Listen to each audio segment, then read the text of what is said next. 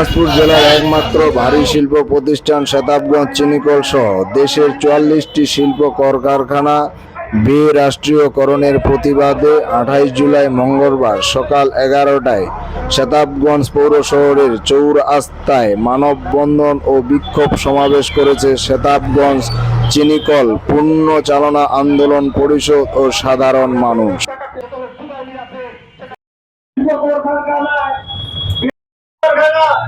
বন্ধ করার পায়তারা শুরু করেছে, বেসরকারিকরণ করার যে পায়তারা শুরু করেছে, তার এই আন্দোলনে সবাই মিলে অংশগ্রহণ করে তাকে রুখে দিতে হবে।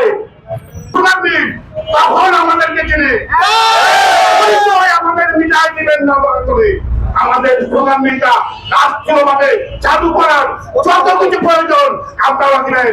যদি এই স্লোগানটি রাষ্ট্রীয়করণ করা হয় তাহলে প্রয়োজন বলে আমরা রাষ্ট্র দিব। আপনারা সকলেই জানেন এই নীল কেন বন্ধ হয়ে গেছে। বিগত সরকারের আমলে এই নীল চক্রান্ত করে বন্ধ করে দেওয়া হয়েছে।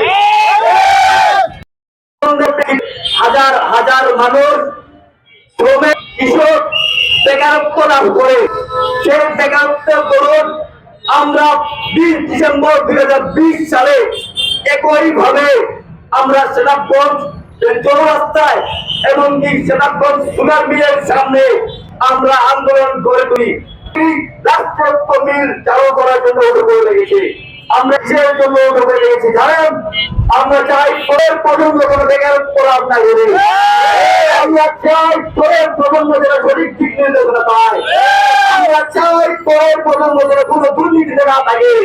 দুর্নীতির প্রতিবাদ করে আমরা বলতে চাই সেই সংবিধানের সাথে একের অনুচ্ছেদে লেখা আছে প্রজাতন্ত্র আন্দোলনের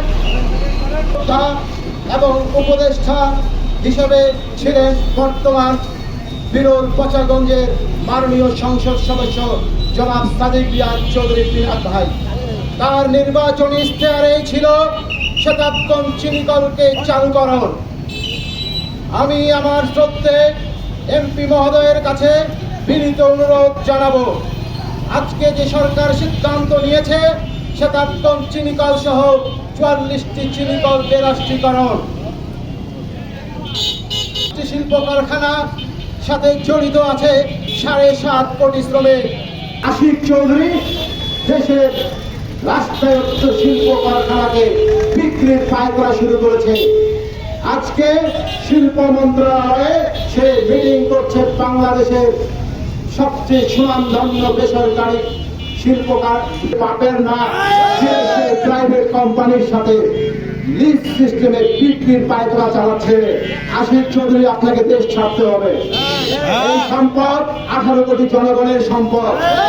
আমি হুঁশিয়ার করে দিতে চাই বাংলাদেশের প্রাইভেট কোম্পানিদেরকে, শতাবগঞ্জ চিনিকল কিনার লিজ নেওয়ার কোনো পায়তারা করবেন না। পচাগঞ্জ কাশি বসে থাকবে না।